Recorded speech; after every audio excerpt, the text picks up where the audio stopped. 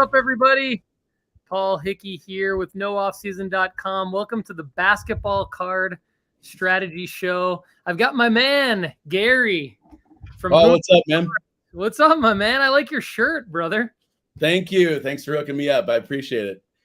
In fact, I even wore it at a card show this weekend, and a guy said to me, I didn't tell you this yet. A guy said to me, I love that show. I listen to it like regularly. So I'm like, sweet. Yes. That's great. The audience is growing, and we're going live for the Basketball Card Strategy Show for the first time ever. This is episode number 4. So love having you on, man. Sporting the shirt. Good to hear positive feedback on the show. And you got our main man down there. Let's see. Darius Garland. Yeah. You said he's the next Steph. I just like the hairdo. I love watching him like from close in Cleveland here. So got to have a bubble.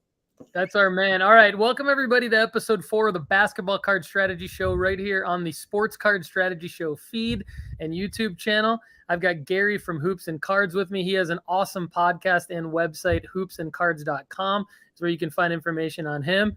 What up, Steve Cummings? We've got the live stream crowd from the Facebook group and YouTube and Twitch. So Steve's on YouTube. Good to see you, Steve. Kendall and I see you on the Sports Card Strategy Show every once in a while. We'll take some audience comments and questions during the show. Everybody, thanks for chiming in. And Gary and I are going to talk basketball cards. We've got a lot to talk about, man. We've got NBA, Summer League, free agency, the draft. We've waited. You and I have waited to have this episode. So there's a lot to cover. You've got an article on hoopsandcards.com, changing of the guards, 5 names you need to know before they pop. I want to talk to you about that. I updated my basketball rankings big time at no off season. So we'll talk through that. We'll have a discussion, a lively discussion about where we agree, where we disagree. And you're going to help me maybe talk about some people we need to add, right? For sure. Yeah. We'll see. I love your lists, man. They help my lists out too. So cool. Well, so let's jump right into the list then. So the first thing I want to talk about is my major updates to the basketball card rankings at nooffseason.com. My number 1 topic is Anthony Edwards. I've moved Anthony Edwards up to the top of the list. He was outside of the top 10. As we know, winning drives a lot of the card market, probably tied with hype, I would say. And there's been hype about Anthony Edwards in his career. He's had some ups and downs related to hype. And he hasn't really seen the ups related to winning yet. And that's where I think that the Minnesota Timberwolves could be next year's Memphis Grizzlies with Anthony Edwards, Karl Anthony Towns coming back on a Supermax deal. We know what that does to the confidence of some of these young guys. And now Rudy Gobert. Talk to me, Gary. What do you think? Am I crazy for moving Anthony Edwards up to number 1? Okay, Paul, that was the first thing I wrote looking at your basketball card rankings was I agree. Anthony Edwards, I agree with him at number 1 for so many reasons.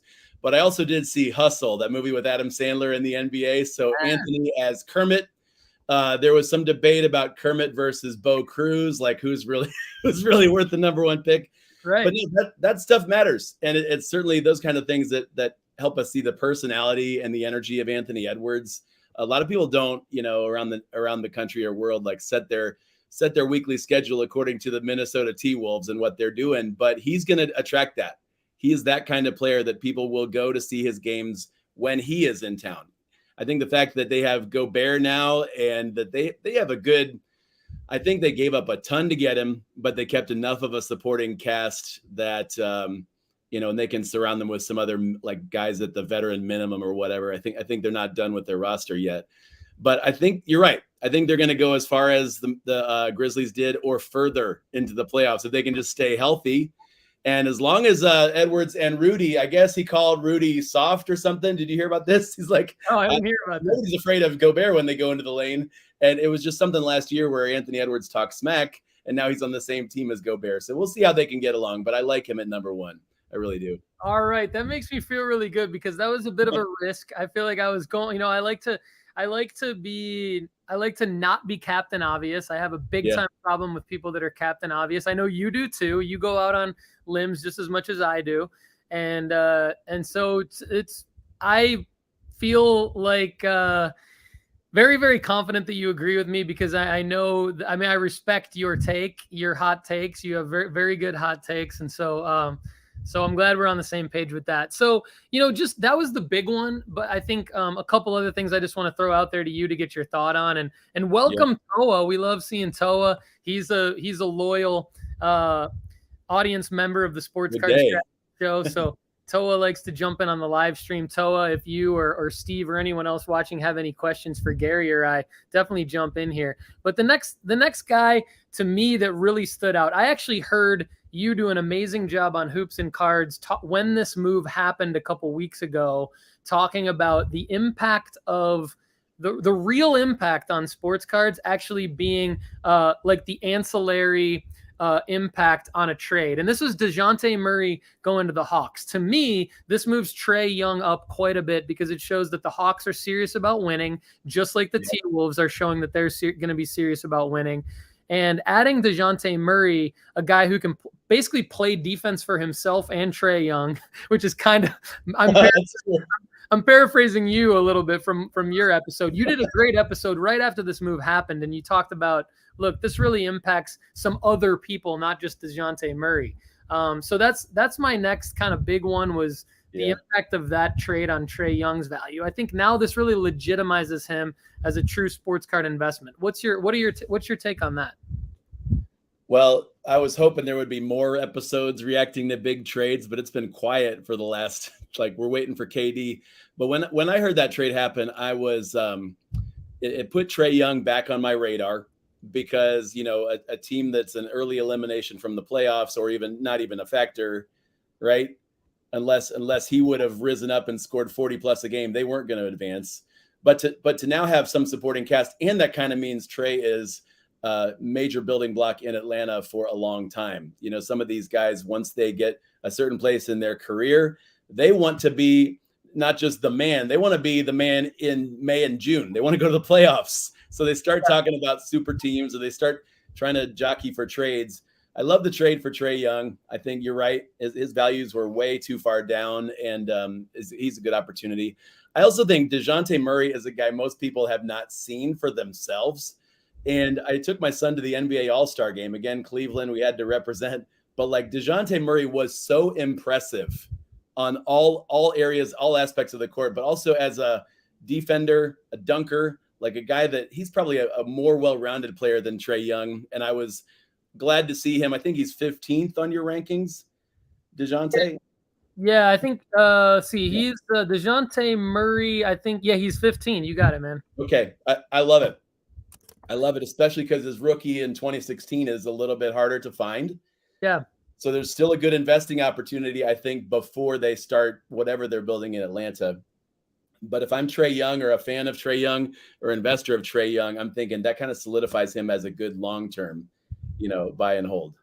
Okay, great. Yeah, and Toa says he thinks the DeJounte Murray trade also helps DeAndre Hunter. That's interesting. I actually moved DeAndre Hunter down in my rankings quite a bit. I do like DeAndre Hunter. I always have. I think he's a super sleeper. I moved him down, though, a little bit because of the DeJounte Murray trade, because I think it's difficult to invest in a at best third option on a team. But do you agree with Toa or I on that one, Gary? What's your take on DeAndre Hunter? Well, so I was going to ask you that same question, from a different angle. I wrote on my numbers on your rankings that I was unsure about. I just wrote DeAndre Hunter drop a lot, ? Yeah. And some of this kind of depends on how you mean the sports card rankings. For example, DeAndre Hunter's prices for his rookie cards are still very low compared to his potential, and even the way he performed late in the season in the playoffs, those kind of things. So I think he's probably still a good bargain buy, but I agree with not having him in the top 25, as an investment. You're right. He's the third option at best over there. And at the same time, I think we're going to see more of him, in big games, and more of him now that he's going to be healthy for a full season. I think we're going to see a better version of DeAndre. He just won't be the first guy to shoot. Yeah, I totally agree. And I think you bring up a good point. Like, how do I look at the rankings? And I think I always come back to, if someone were to look at the rankings, then I feel like they need to immediately represent like how I am recommending that you spend your money. And so that's number one. And in that context, I'm basically saying hold off on spending your money on DeAndre Hunter. Now, on the other hand, like I'm basically saying there are X amount guys better to spend your money on. But on the other hand, to Toa's point and to your point, DeAndre Hunter being basically having low bargain basement pricing right now, when you upgrade to the sports card investment report, you get all of the profiles, you get all of the information within the profile. Right. So that's a different context. When you're reading DeAndre Hunter's profile, you're going to see he definitely is a good bargain buy. And so while there may be X amount more guys that I'm saying like off the top, quick hitter, many more guys that I'd put your money into. If you are looking at DeAndre Hunter in a vacuum, that's where you've got to go into his profile and try to figure out, is he a good buy now? And I think like probably August, you talk about August as being buying season. We're almost there. We're maybe 2 or 3 weeks, maybe, 2.5, 3 weeks away from DeAndre Hunter being a good buy now. So Toa and everybody wondering about DeAndre Hunter, I hope that helps answer your question. So Gary, let's move on to 2 other guys that I want to talk to you about. First, Zion Williamson. He moved up quite a bit. I've been outspoken, I guess, on Zion. My stance is that all things considered, you have a monster talent returning to a now much improved team. And the New Orleans Pelicans are in my top 3, ready to make a jump in the West compared to this past season. One of them was the Timberwolves in no particular order, which I talked about a second ago. Next up is the Pelicans. And before we get to my next guy who's on the 3rd team, let's talk about Zion. What's your take on Zion moving up in the rankings? He moved up significantly from 24 to 12. Yeah, and I think he got a huge vote of confidence from his team and as a result from us in the card market when he got that extension, right? I mean, they're paying him as if he were healthy. They're paying him as much as you possibly could. And so I feel a little bit more positive about him after that signing. And I also feel like I said this on an episode recently where we covered, like, if you're feeling risky, like he would be a little more of a high cost investment, a riskier investment than say a DeAndre Hunter or Jaren Jackson or Miles Bridges, like some guys that might have a chance to come back after being out for a while. Zion's been out for a long time and his cards are still more expensive than most, but the upside is tremendous, right? If you look at how far down his silver prisms are right now compared to when they, last season, he was up into the thousands of dollars for those kinds of cards. Now you can probably get something. I think it's just now might be your time to get an affordable Zion with skyrocket potential. Personally, I don't love that much risk when I've got other guys on the board that I would rather put my money into, and I might be leaving some profits on the table. I get that, but I'm probably a little bit more, I can say I like him, but I'm more conservative with my own dollars. Yeah, that makes sense. I think that's a very good analysis of Zion. I think it all depends on your risk tolerance. If you have a high risk tolerance, I think he's a guy who could definitely pay off. And if you're avoiding him altogether, that's great. I think probably there's a lot of people that are waiting to unload him, and good for those people. I would unload him after he debuts, and the first time he lights up the scoreboard and the stat sheet, you can unload him and you can feel good about that. All right. Yeah. So we've actually got Derpy Gaming has chimed into the live chat. Thank you so much. Derpy has brought to our attention some breaking news here on the Basketball Card Strategy Show. Is that a Woj bomb? We got a Derpy bomb over here dropping the news. Derpy bomb. Shout out Derpy bomb. He's apparently our Woj. Woj has reported on Twitter that restricted free agent center DeAndre Ayton has agreed to a 4-year, $133 maximum offer sheet with the Indiana Pacers. His agents have reported this to Woj. The Phoenix Suns have 48 hours to match the largest offer sheet in NBA history. So this tweet is obviously trending right now. It's it's like 7,000 quote tweets and counting. Derpy Gaming says DeAndre Ayton to the Pacers. Not yet. The Suns have 48 hours to match. Yeah, and Paul, I'm one of my friends, Sam Amico, who covers at 48minutes.com. He's covered the NBA for a long time. He said it looks like the Pacers are working on a deal that would involve Miles Turner. Like this could turn into a sign and trade. So that Phoenix doesn't just let him walk. They got to get some assets. And Miles Turner would fit awesome in Phoenix again if he could stay healthy. But Ayton to Pacers. Yeah.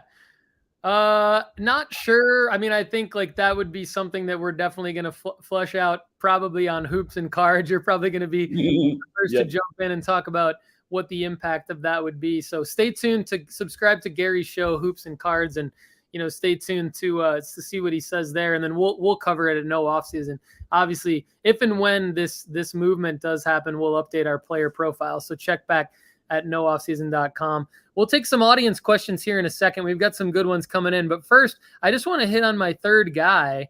My third guy moving up quite a bit is Kawhi Leonard. Kawhi Leonard is on that third team in the Western Conference that I expect to jump from, and that's the Clippers. Ty Lue, respect to Ty Lue. He's known as one of the more underrated X and O's guys in all of professional sports. What he does with the clipboard is pretty impressive. And then obviously Paul George and John Wall joining the team. Already talented team. They don't need John Wall. All they really need is a healthy Kawhi back, and they're an instant contender. What's your overall feeling on Kawhi Leonard cards, Gary? I have several Kawhi Leonard cards on my eBay watch list. You know how you can get notifications when they pop up at a certain price? He's the guy over the last 3 weeks that I have targeted because I see his 2012 rookies as one of the lowest that they've ever been, but also one of the best buys overall in NBA basketball cards. Like for current players, and I hesitate to say this, part of me is still selfish, Paul. I want to be like, don't talk about Kawhi Leonard. Like he's still Kawhi Leonard. Yeah. I think it's easy. We forget how good that guy was not that long ago. And I think we all thought he would be coming back, at some point last season, and he never did. But, you can't guarantee some guys will come back to play after a year out of the league. They'll come back and play to what they formerly were. But it's Kawhi Leonard. Like he's a man, he knows who he is. And John Wall signing with them to me was a vote of confidence for what kind of shape Kawhi is in. Like I bet Kawhi and Paul had a phone call with John and said, "Hey dude, like we like Reggie Jackson. We need a stud over here. Like we need you. You can still do this." He could still be 20-10, John Wall, and Kawhi Leonard could still be an MVP candidate. And even if he's not, his legacy is borderline GOAT. I didn't say, I just say he's a borderline GOAT for me. And again, he's Kawhi Leonard at the cheapest prices I've ever seen. So I love him. If I was doing my basketball card rankings and it was kind of like you are with, what players and what players card markets, he would be in my top 5. Cool. Yeah. I mean, we're on the same page with Kawhi then, because, you make a good point with the fallback.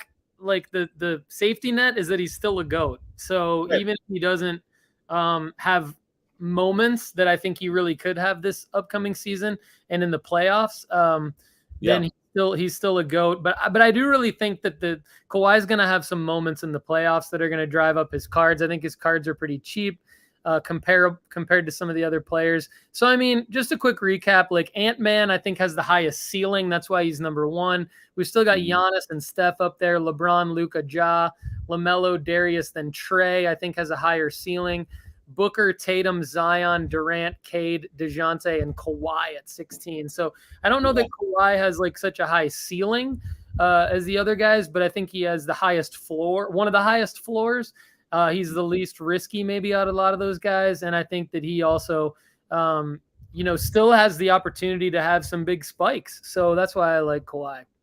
Yeah. And Paul, another thing I did this week was trying to think through the GOATs.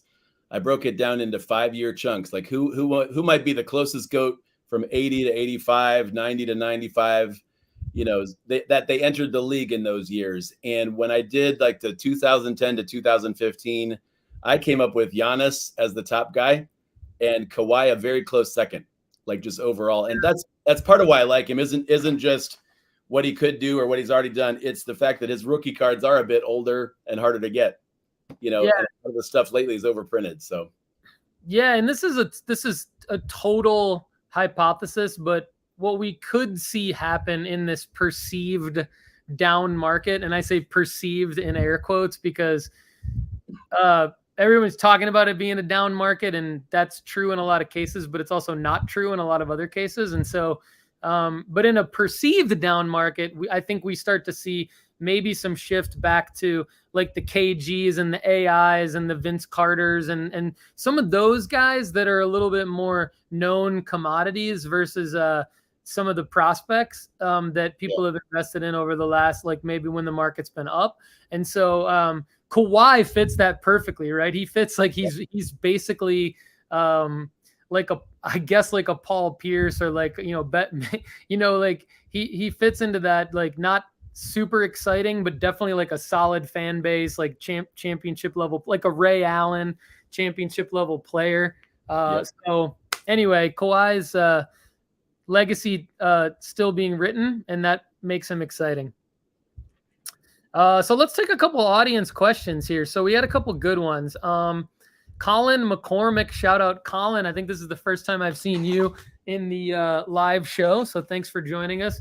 He says, what do you think about investing in Tyler Hero? So Tyler Hero is a guy that I had as high as the top 20 in like April and May. I think March, April, May, because looking at his prices, even though he's like way overproduced and already had like a huge spike in like 2020 and early 2021, and then a huge dip based on his 2021 performance and pop count, basically. He was a good value buy, knowing that if he were to break out in the playoffs, we know what happens. Now that didn't happen. So he ended up not really being a great, that probably wouldn't have panned out for you if you would have bought Tyler Hero. But for those reasons, he was up in our rankings at that time. We've since moved him down considerably just because it kind of the DeAndre Hunter syndrome, really, like just not consistent yet. And not the number one option on his contending team. But where do you see Tyler Hero as an investment, Gary? One of the thoughts, then thanks for asking too. One of the thoughts with that, at least my own perspective on Tyler Hero is, with any investment, there's enough NBA players to invest in guys that you like and guys that you enjoy watching. And so I got to admit, part of my distance from Tyler Hero is that I just haven't watched him play a lot. And when I have, I've often been rooting for the other team. So I'm not like, I wouldn't say I'm a fan of Tyler Hero, but I will say this spoke to me in the finals. He was on the bench a lot in the fourth quarter. That shocked me. In fact, if I was Tyler Hero's dad or his agent, or if I was Tyler Hero, I'd be like, what the heck? Like, I was borderline all-star, 6th man of the year. I'm a 3 shooter, and you've got me on the bench in the fourth quarter. Like, what? Right? Yeah. I like fully expected there to be at least a game where he got big shots in the fourth quarter and made them and had a Tyler Hero game of 30 points or more. And that never happened. Not only did it not happen, Miami didn't trust him to try to make that happen. That shocked me. And so that would be one reason I'd be hesitant. But that also could be another reason you'll find more bargains of him, because he didn't have that playoff pop. But I still don't get why they didn't play him, because they don't have a whole lot of firepower. They need that guy on the court. So has Miami done anything this offseason, Gary, to improve their squad? I don't know that they really had any draft picks, and I don't think they've done anything in free agency, right? And they lost PJ Tucker to Philadelphia, which is a bigger deal than most people realize. Like he did all the dirty work for Milwaukee, and then he did all the dirty work for Miami getting there, so Philadelphia is lucky to have him. I don't know if they've done anything else worthwhile. I know there've been a lot of rumors, but what they could package for KD or whatever, but they haven't done it. that's a good point on PJ Tucker, because I think I heard maybe on the Ringer that on their NBA show or one of their shows, didn't Joel Embiid quote something about like, we've got to get ourselves a PJ Tucker team? Yes. And then they actually signed PJ Tucker. The GM, Joel Embiid. Yeah, exactly. So that's actually a big, I mean, that's a astute point by you that is a bigger deal than most, I guess sports card people. If like you can be a sports card person and a huge NBA knowledgeable fan. So I'm not saying that sports card people don't know that, but if you're just a sports card person, that you might not realize that Tyler Hero's value could actually be negatively affected by that. Just knowing that that what drives pricing. And PJ Tucker, for those of you who don't know, is like a defensive specialist. Like he's gonna do all the dirty work, and so that your Tyler Heroes of the world can focus on actually what matters most to card collectors, which is knocking down 3-pointers and lighten up the points column. So I mean, not to say Tyler Hero won't improve, but it's hard to find tangible evidence other than Tyler Hero improving to say like invest in Tyler Hero. So that's kind of my take, Colin, on that. But thanks for the question. All right, Gary, I'm gonna let you go first on this next one. So Steve Cummings wants to know our thoughts on Jamal Murray from a card investing perspective, finally returning from injury. I'm gonna let you go first on this one, and then I'll talk about Jamal. Sure. In fact, that question's come up a lot with friends of mine that are investing and aware of how good he was before his injury, and the battle between him and Donovan Mitchell. I think it was in the bubble, just like he's capable of putting up 30 plus every night in the playoffs, and that's just hard to. You can't replace that. That's why Denver hasn't been able to the last 2 years. But I think he has tremendous upside. I think even though he's been around, his rookies are 2016, right? Yep. Still super young. I want to say he's 24, and it feels like he's 30 because we've known him for a long time. But no, I think he's got tremendous upside. But I do feel similar about Jamal as I do with Zion, Kawhi, Damian Lillard. Like it would help to know where they're at in recovery from injury and how their teams have handled that. I like that Denver didn't rush him back to try to make a playoff run that they couldn't have won a championship anyway. So do I like him? Yes. Do I need more detail about his timeline and his recovery? Yeah. I am interested to see how because now they got rid of some of his support in the backcourt. Monte Morris and Will Barton are gone. But I like it, and we do, because Bones Highland rocks, and Bones is going to play a lot, and he gives the Nuggets the freedom to kind of ease Jamal back into, a full minutes load. Jamal may not have to start the season playing a full, 40 minutes on big nights. I like that Denver has. It seems like they're taking a healthy pace with his return, and you can still find a lot of Jamal rookies raw, like the Optic first year of Optic, those hollows.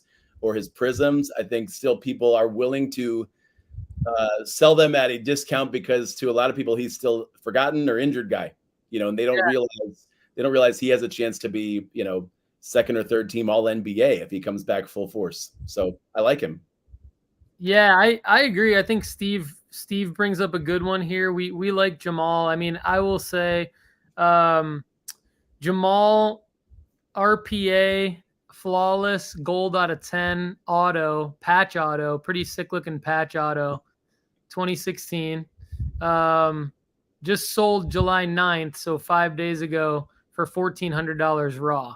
So that is achievable for some people. A lot of the average subscriber to nooffseason.com sports card investment report premium spends around $1,000 to $1,500 a month on sports cards. And so, that's nothing to shake a stick at. That's a lot of money, but it's very achievable for many of you who maybe don't even come close to spending that much per month, but maybe per year, and don't have an opportunity to buy other athletes' flawless rookie patch autos.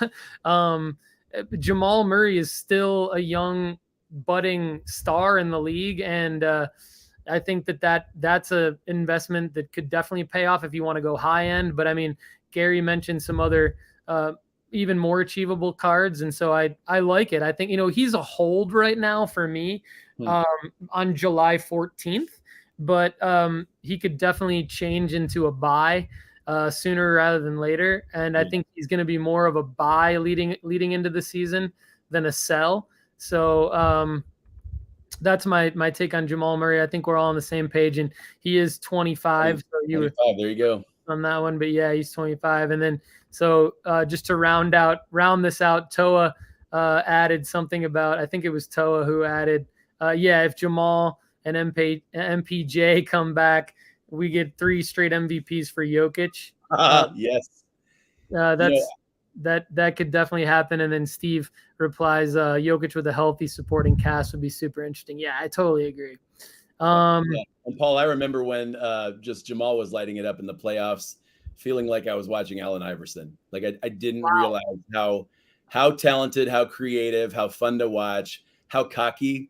Like Jamal Murray is a dog, man, and he is fun to watch. So he is, the potential is unlimited.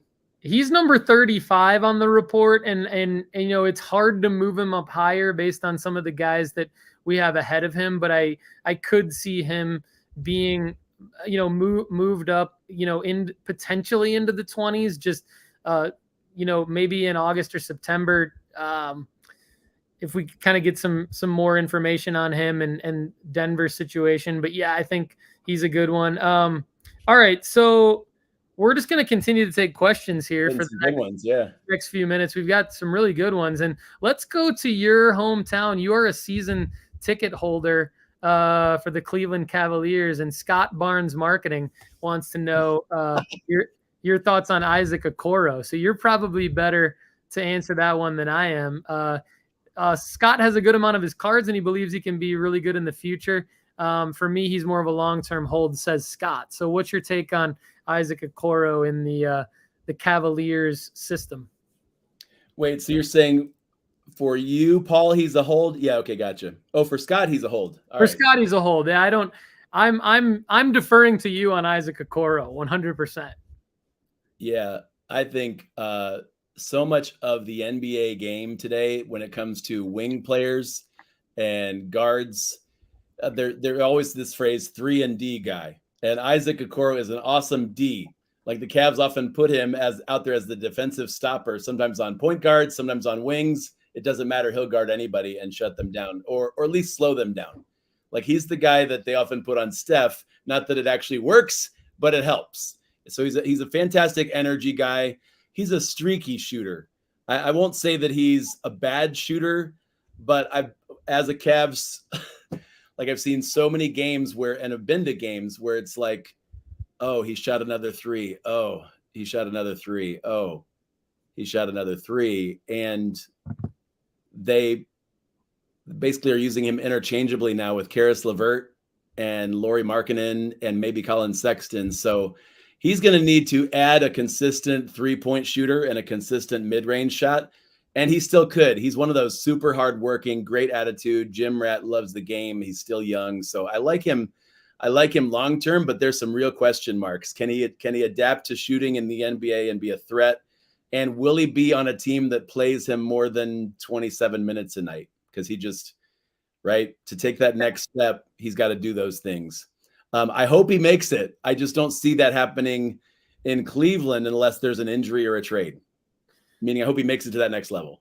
Yeah, interesting. I mean, he is. I do see where Scott's coming from here. He is the 5th overall pick in 2020, and he's only 21, 6'5" from Auburn. So he has that draft pedigree. I like to steal that term from Andy Kaysen, who's our football card strategy show host. But he has that draft pedigree that you like to see out of a sports card investment. But I see what you're saying, and it seems like Scott agrees with you that he's got to be more consistent. He's got to play more consistent minutes. But yeah, good. I mean, man, like if you can continue to get him on the cheap, right. Like, hey, hold him and get him on the cheap now. Hold him. I mean, maybe he's someone that we need to look at potentially adding to the sports card investment report on a profile. We've got about 300 profiles now across all the sports, not just basketball. But maybe Isaac Okoro is a guy that we add. Yeah, I wish Okoro was a couple inches taller. I don't think that's going to change. But if he was a few inches taller, we'd be talking him like Grant Williams, Jaden McDaniels, some of these longer wings that can control the game on both ends of the court. I don't think Okoro is getting taller, and that could hurt him. Because I think they want often two. If he's going to play the two, he's got to be able to handle the ball better and shoot better. He can on the fast break. He's fun to watch on the break, but like actually running the offense, no. So yeah. Well, I think Cleveland does need like a standout off guard to pair with Darius, right? And so like basically like what Atlanta just got for Trey. So if Okoro blossoms into that role, I mean, that would be amazing for Scott. Scott's going to be rich, as he says in the comments. So. If he's the next DeJounte Murray, we'll take it, Scott. Yeah. So, all right. Brian from our Facebook group. So to join the Facebook group, go to sportscardstrategy.com, click on the link, the quick link to join the Facebook group. He doesn't show up as Brian on the chat for the live stream, but it's Brian from the Facebook group. He says, any good sleepers from the 2021 rookie class you like for investing? Duarte Şengün and Davion Mitchell type guys. I like how deep Brian is digging here. I think Gary will appreciate this because Gary likes to dig deep as well. My guy is Cam Thomas. He's going to be, I probably will end up getting a t-shirt, basketball strategy show with Cam Thomas on it, for better or for worse. I'm married to him. But I'll let you go first again here, Gary, on the sleepers from 2021 rookie class. Yeah, and Cam was not in my top 5 sleepers of this class until you mentioned him about a month ago, and I did some digging, and I'm like, this guy's awesome. Just go to YouTube and search Cam Thomas highlights, and there's a 10-minute video of all of his, and I know you can put edit clips for anybody, but his statistically, his February and March were off the charts good. He stepped in and scored when Patty Mills was out and when Kyrie was in and out. Like, he's 20 years old? Came out after his freshman year. No, I absolutely love Cam. Like, he is at or near the top for me when it comes to sleepers. I also love Bones Highland, who I already mentioned. I think Trey Mann is a fascinating prospect who can do a lot of things. Any of these guys that can create their own shots and then make them, that's like a premium in the NBA. You can step back threes or you can drive the lane. Guys like the 3 we just mentioned are fantastic. I don't know if he fits in this same class. I think he does. Trey Jones from San Antonio. He might be in the class beforehand. But there's a guy that I think is going to step in where DeJounte is, gone from San Antonio. Trey could step in as the starting point guard and average like 14 to 16 points with 8 assists this next season. He may not score all the points of DeJounte, but he's one of those young guys that most people don't know what he can do when he's got the ball in his hands. So we might need to add Trey Jones to the Sports Card Investment Report with a profile because he's a 2020 rookie. You were right. He's not 2021, but he was he's Tyus Jones's brother, and now DeJounte Murray not in San Antonio. That is a big deal for I really like your Trey Jones call. You mentioned him on the Hoops and Cards podcast, really in that same conversation when DeJounte Murray was traded. So I'm glad you brought him back. I think that's a valuable recommendation from Gary there. All right, my sleepers from the class, in addition to Cam Thomas, I agree with you on Bones. I do like Davion Mitchell. I do like that entire class. The way that I've invested in that class primarily has been to buy sealed wax of contenders for the rookie ticket auto possibility and then keep them sealed. I do like Duarte I like a lot of these guys as players, but I just don't see many of them as 100% investable yet, other than Cade, Jalen, Mobley, Giddey. Actually, so I'm gonna give awesome. Giddey. I'm gonna go on a couple different takes. One is Giddey. Giddey is my guy. So the answer to my question, other than Cam Thomas and Josh Giddey, are my 2, I would say, sleepers from that class. Even though they're not deep sleepers, they would be the guys that I would invest in, other than your obvious names. Giddey, just with Chet, there's gonna be so much hype around Chet for so long before Chet actually has investable cards. And the guy to buy now who has investable cards is Giddey, because Giddey's going to get the collateral benefit from playing with Chet. Not only is Giddey a good player in his own right, and he's only 19 years old, but I mean, he is the Irvin Magic Johnson type of player, for who is a perfect fit, I believe, with Chet. So I don't know what's going to happen with SGA, but I do know that good things are going to happen for Giddey. So I would buy Josh Giddey out of that class. Do you agree, Gary, or do you disagree on that? No, I love Josh Giddey, and I'm glad he played in the summer league. He didn't need to, but apparently it was for chemistry with Chet. Absolutely. Chet's just done so well in the summer league. Everybody's talking about him. I'm glad you mentioned SGA. When you say like you're not sure what's going to happen with him, like, are you saying not sure if he's going to stay and be like the leader of that team, or if they're going to move him because his contract, like his timeline might be a little different, even though he's still young? Yeah, that's kind of where I'm going with that. Like, I see Chet as a valuable commodity, but not necessarily like a face of the franchise. Like, I think that if I were OKC, I would see Chet as the face of the franchise. Giddey is the guy who's going to like keep Chet happy and be very, very good and want to keep as a key piece to the puzzle. But SGA as a guy who I'm going to keep around, but probably keep around to increase his value and then maybe deal him for like it's going to be fascinating. Evaluating. Like I'm still evaluating. Like Chet and Giddey are my guys, but I'm evaluating SGA to see, is he going to be a franchise cornerstone, or is he going to be a guy that I can package with some other pieces to get a true franchise cornerstone? Yeah, that's going to be fascinating, because they will want, whether they've decided that or not, they will want SGA to feel like he's their man. You know, right. Because if he gets wind of, he thinks he is, and maybe he is. I don't know what kind of leader he is with those guys. That's probably a big part of it. So, and by the way, I don't know, this doesn't answer the question of 2021, prospects or guys that we like, but you mentioned Davion Mitchell and Scotty Barnes. I'm going to put in a category of two guys that people know their names. I think they both have tremendous upside, and I feel like people could hate on me for saying this, but both of these guys look like they're going to be the 4th, 5th, or 6th options on their team when it comes to shooting. Like, I want to like Davion Mitchell, but De'Aaron Fox is there. They just added Kevin Huerter. They have Malik Monk, who they brought in. Like, what are they doing? Yeah. And Bonus is going to get some points. He's going to, Harrison Barnes, but then in Toronto, a lot of what Scotty Barnes did last season happened. Like, his bigger games were when OG Anunoby was out, or Pascal Siakam was out, or Fred VanVleet was out. Yeah. Not that Barnes isn't amazing. It's just Barnes is one of 5 guys in Toronto who is all-star capable, Yeah, absolutely.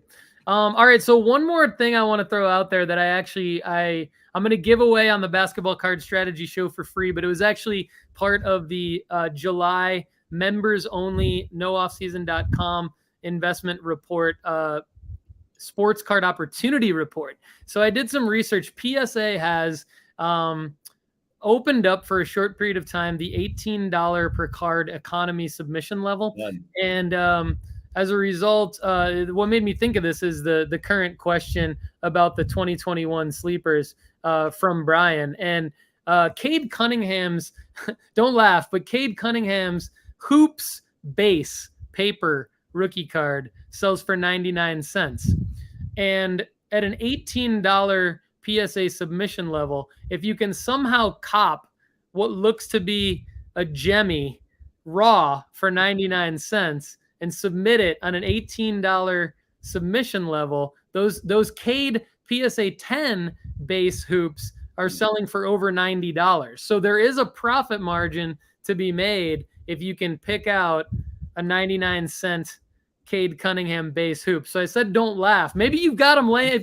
Here's the other thing. Maybe you've got them laying around. Maybe you bought some hoops blaster boxes at Walmart or whatever several months ago, and you've got some Cades sitting around, and you're like, I don't know what to do with these. They only sell for 99 cents. submit 20 of them to PSA because 20 is a minimum. Submit 20 of them to PSA at $18 a pop, and hope you get enough 10s to make a profit. I think that could be a play.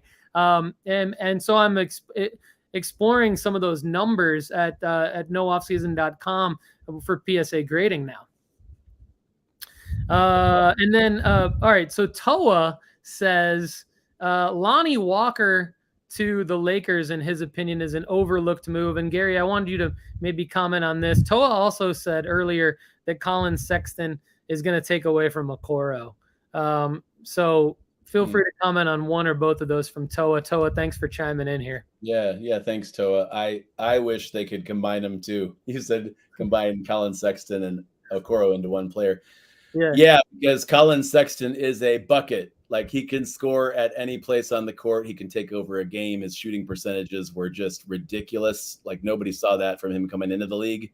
And not last season, but the previous season, fully healthy, he was on fire as a shooter. Like, I love him, and you're right. He's going to take away minutes and opportunity if they keep him. Right, he's going to take away minutes and opportunities from everybody, from Okoro, from LeVert, maybe from Darius Garland too. I do think the fact that the Cavs are taking a patient approach with Sexton and just re-signing him is giving him the dose of reality that, dude, you're not a max player. Nobody is paying you 20 plus a year.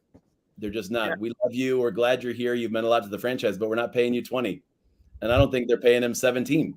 I think they're waiting till his agent comes back and says, all right, we'll take a 2-year, 14 million a year or whatever. And the Cavs say, how about 12? Like, if they keep him, I've actually thought, man, I wish they could trade him. I wish he could have been in that DeJounte Murray deal, just because it would be nice to find who is that number 2, right, to play next to Darius for a long time. But yeah, you're right. And the other guy, the guy the Cavs drafted, Ochai Agbaji, right?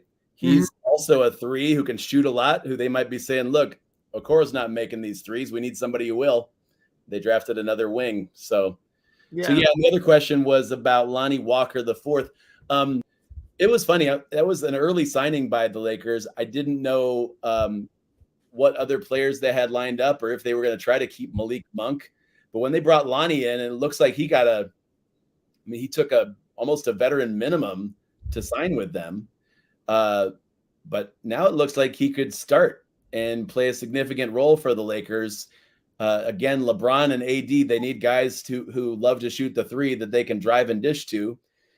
And Lonnie, I'm just trying to think of anybody else there that maybe Austin Reeves, like, they've lost some guys this offseason that could have done that for them. And maybe they're banking on Kyrie or KD showing up. I don't know. But right now, it looks like Lonnie Walker could be a sleeper pick. Yeah, that could be interesting. I think we need to add him. We need to build a profile for him at no offseason because he's going into his 3rd year. He was the 18th overall pick in 2018. Oh, no, not 3rd year. Right? This will be his 5th year, right? So he's going into his 5th year, and then he was the 18th overall pick in 2018, and he's gonna wear number 1 for the Lakers and potentially start, and all of those things should increase his value if he actually starts for the Lakers. Definitely different than coming off the bench most of the time. Definitely different profile. Well, and it'll be fascinating to see because San Antonio is known for just making their guys fit into the system and not developing certain. Lonnie is explosive. Like, he has the chance to take over a game, and then also the frustration with him. Some nights he doesn't really show up. Like, either his shot's not falling or he's not trying as hard, right? And so when you're a deep team like the Spurs, you can handle that. But it's possible that, like, LeBron's like, look, I can get the best version of Lonnie. Bring him here. I want him. And that might have been part of his pitch to Lonnie, like he did with J.R. Smith in Cleveland, who J.R. Smith was a headache, but he became a great role player and a shooter that LeBron could kick out to, and they went pretty deep in the playoffs. So maybe LeBron's like, I can get the best out of him. Yeah, I think was it you who said this? I don't remember, but somebody I respect said, like, the Lakers last year added a bunch of old guys that couldn't shoot, and this year they need to add some young guys that can. Yes. Was that you? So I think I agree with that. I don't know if I said it, but yes. So I think if Lonnie's that guy, then Toa could really be onto something. I think we need to add him to the site. So that's good call, Toa. Thanks for chiming in with that. And all right, so Gary, let's get to a couple of things in your world that you've worked on recently. I mentioned grading Cade. Ever since I added Cade to the website at No Off Season, the play section has been grade Cade. And so you recently wanted to, I think, put out some content or wanted to talk today about guys that are worth grading now as part of a strategy. Do you want to take us into some of those hot takes? Sure.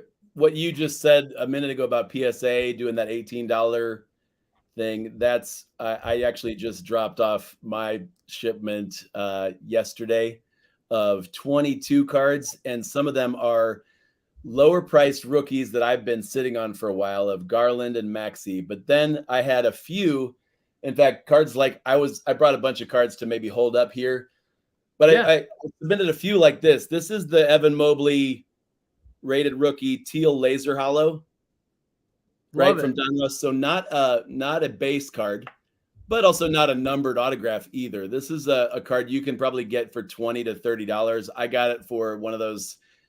I just put out lowball offers on eBay sometimes, Paul. I got to confess, like, just to see if they'll accept them. And I wound up getting this for $6. And I love Evan Mobley.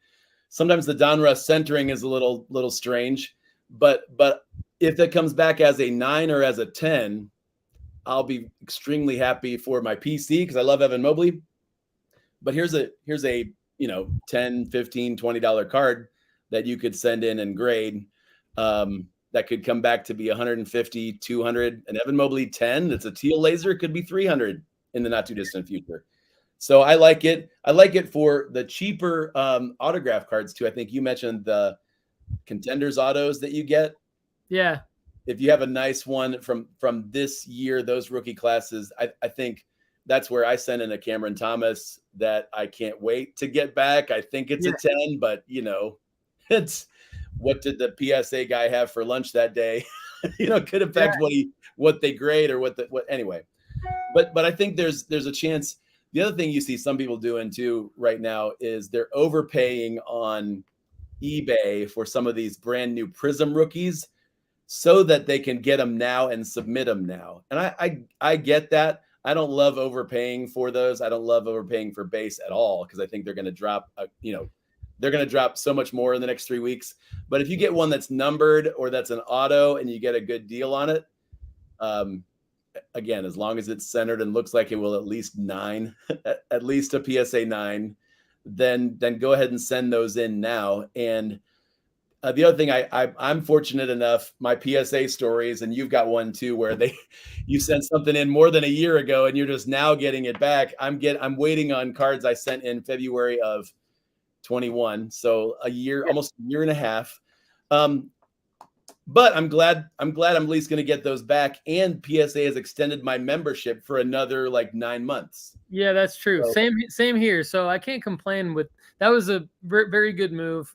Very appreciative. And I think I'm back on the PSA bandwagon. I think it's a play that we should remember. Not forget about. Toa says he has submissions going in at the $18 level and the 50.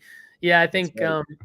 I'm going to send some in at the $18 level. I've got some in at the $30 economy level. Some Cam Thomas is in.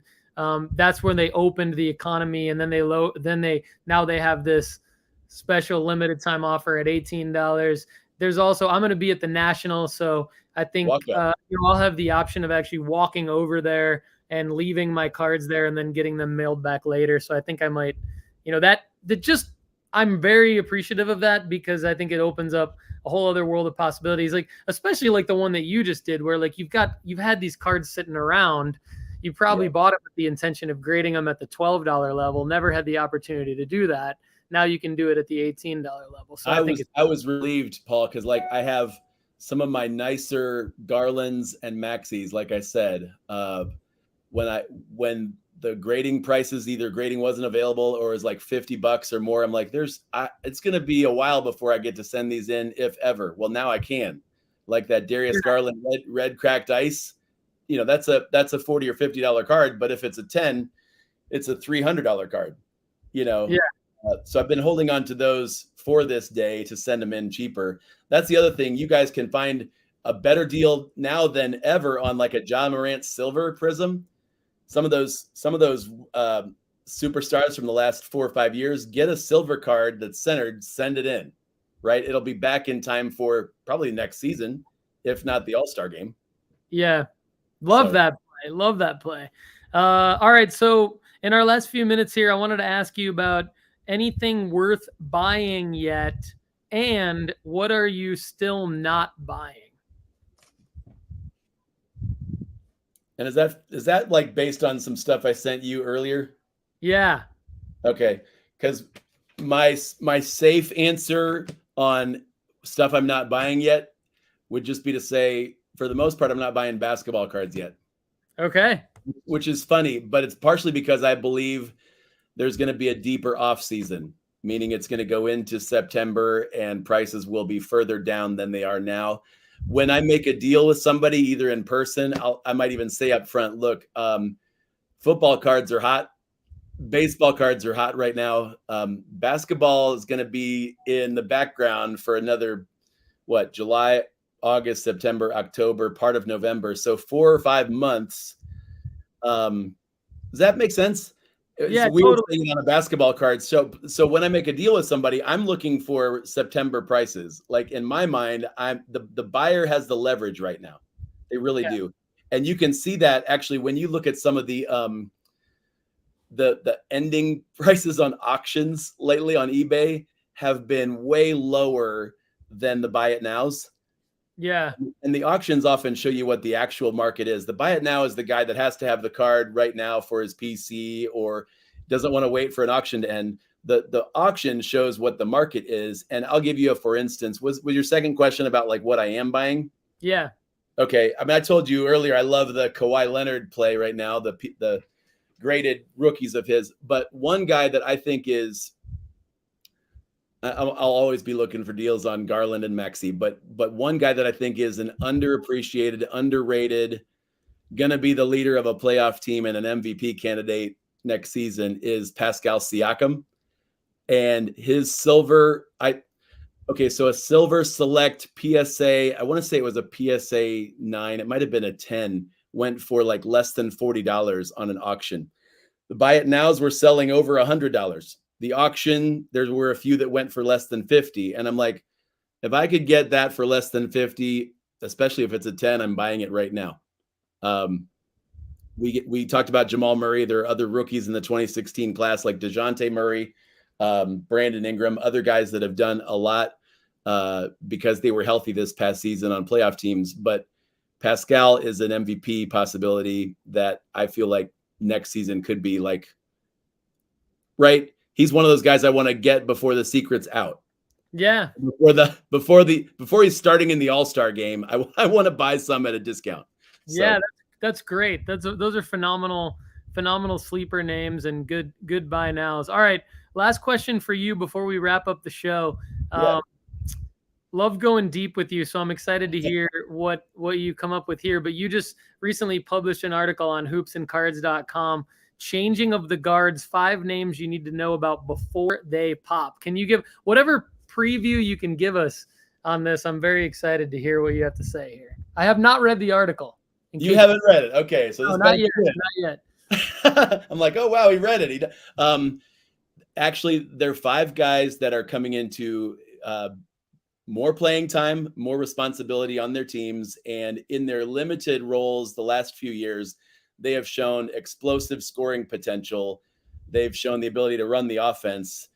They have basically taken over games when the veteran has been out. Like Cameron Thomas is one guy that I mentioned. Okay. So that's that. I think I might have even credited you in the article for making me take a second look. All right. At him. But it's looking at guys who say a year and a half ago, we had made a list like this of players that would grow into larger roles that handle the ball and score. We would have put down Tyrese Maxey, Tyrese Halliburton, Desmond Bain. We would have put down Darius Garland, right? Yeah, I would have put down Grayson Allen. Well, right. There's guys. Yeah, I would have put Nikhil Alexander Walker. So we miss sometimes on these things, right? Yeah. But a lot of those are hits because their teams don't want to trade them. They're not entertaining offers for Bones Highland.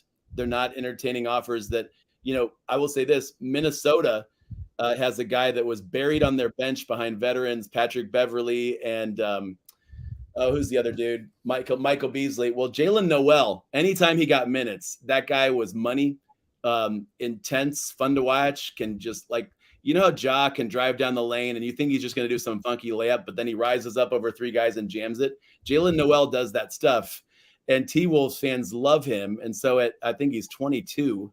He's going to be their guy behind D'Angelo, which often means you're going to end up starting half the season because he's injury prone. Jalen Noel is one of those guys. So that article on hoopsandcards.com, Paul, I probably gave away the whole list right here on the show. Bones Highland is one. But yeah, guys that this next year will have an increased role. And when they've had the chance so far, it's been like, wow, wait till this guy gets his shot. So yeah, you got mentions too. Go ahead. You also mentioned Trey Jones on the show already. He's on the list. Emmanuel Quickly, Bones Highland, Cam Thomas. You've got some good honorable mentions there. I won't name all of them, but those I agree with your honorable mentions. So I want everybody to go to hoopsandcards.com and check out this list. I wrote a article for sportscardinvestor.com not too long ago. Basically, the title of the article was supposed to be the guys most likely to become the next Tyrese Maxey or Jordan Poole. Right. They toned that headline down a little bit and called it something like sleeper, like the next big names to know or something like that. And so just to add on to I had Quickly on there. Well, you have Quickly. I also had Malachi Flynn. I had Gary Trent Jr. At the time. And, I also had my guy Cam Thomas on there. So, yeah, this is good stuff. Well, this has been a phenomenal show. Gary, anything else that you have to add you want to talk about before we wrap here? Anything at all? Wow, anything. Paul, you just opened up the floodgates. No, I'm good. I just thank you for everything you do with nooffseason.com and the hustle you and your team put into the player profiles and the lists and the fact that they're updated.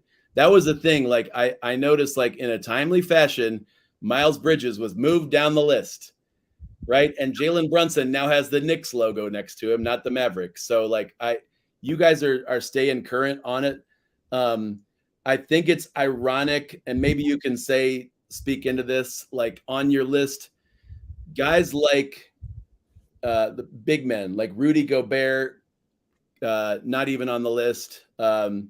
The Joker, two-time MVP, is number 19 on the list. And I think what you're doing there is saying, look, yeah, centers don't get a lot of love in the hobby. And so your list is accurate. I just wonder if that's ever going to swing back around in a league where Embiid and the Joker are battling for MVP every year. And we're buying Luka Doncic rookies who hasn't done anything yet.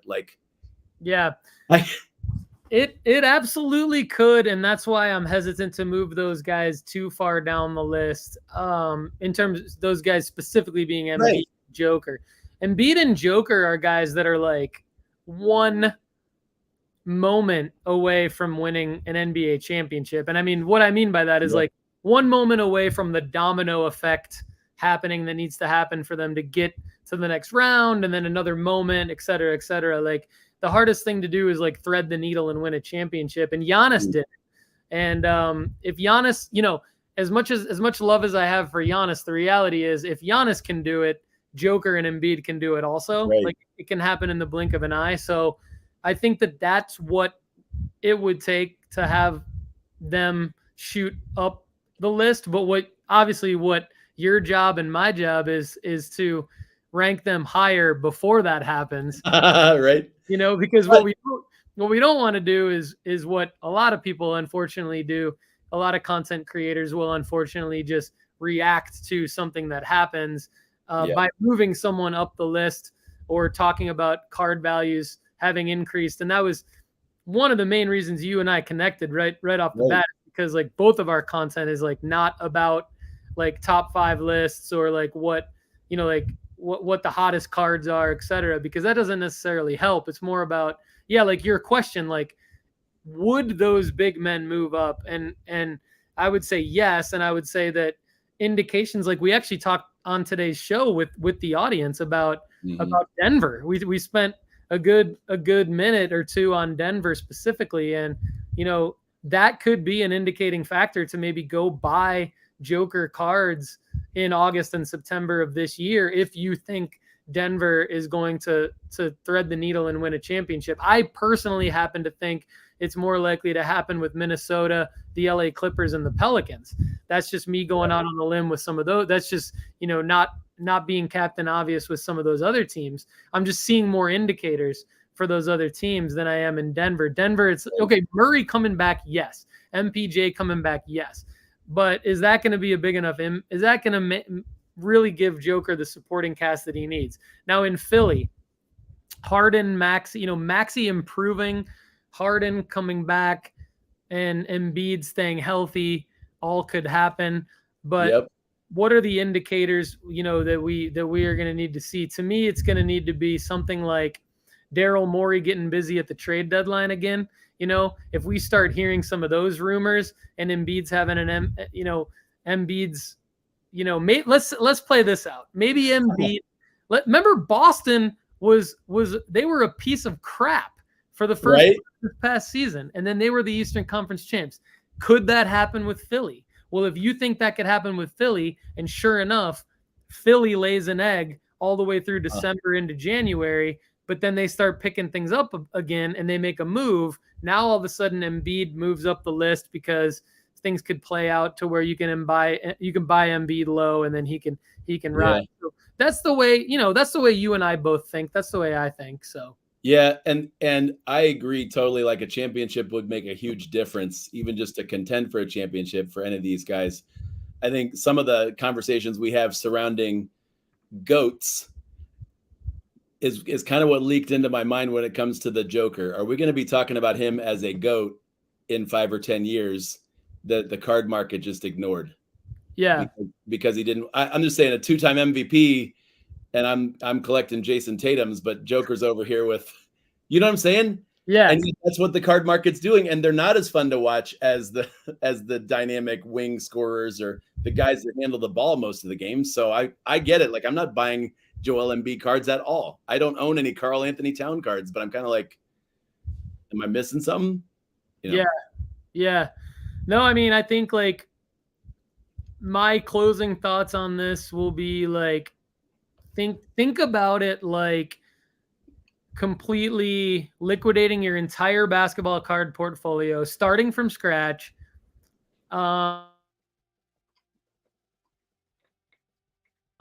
And then taking like investments into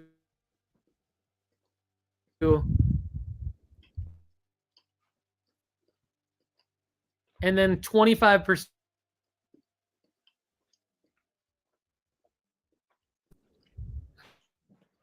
internet connection. Hopefully we come back. All right. Weird. Lost you for a second there. We're back. Sorry about that. Sports card investment portfolio. Yeah. Breaking down your sports card investment portfolio into GOATs, heroes, and flyers from scratch. And then like limiting your heroes to specific guys like Embiid and Joker and Kawhi and those types of guys. So, all right, we're back fully. Sorry for any connection errors there, but all right. Well, this has been episode 4 of the Basketball Card Strategy Show. My main man Gary from Hoops and Cards and his Darius Garland bobblehead. Darius Garland bobblehead. Thank you for joining us on the show. Audience, thank you for participating, watching, and listening. For more, you can visit nooffseason.com, visit hoopsandcards.com, visit sportscardstrategy.com to join the Facebook group, and stay tuned because we will probably be adding Trey Jones, Isaac Okoro, Lonnie Walker the 4th profiles, maybe a Rudy Gobert profile, maybe not.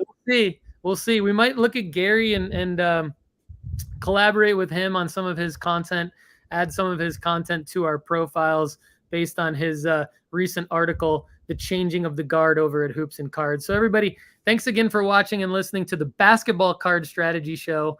I am Paul Hickey. He is Gary from Hoops and Cards. Everybody, have a great day.